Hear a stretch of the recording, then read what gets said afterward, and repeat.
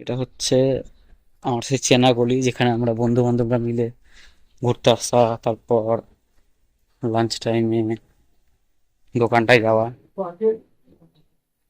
ওই দোকান থেকে এখন আমি জল কিনলাম। তো এই দোকানের দাদু তো আমাকে দেখে পুরো অবাক হয়ে গেছে একদম।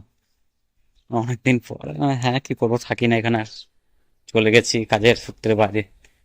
খুবই মন খারাপ লাগে এই জায়গাগুলো দেখলে, মানে কলকাতা এলেই আমি এখানটা চলে আসি।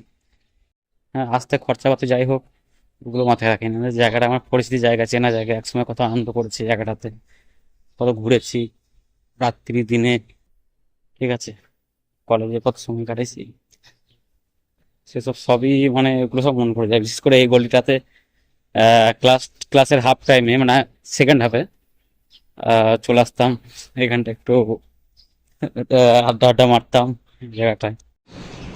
খুবই মন খারাপ লাগে সব কথাগুলো মনে পড়লে।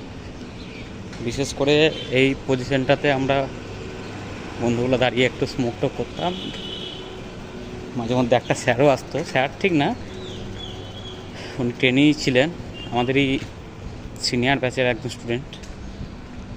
তো ওইগুলো খুব মন খারাপ করে এসব জায়গাগুলো দেখলে।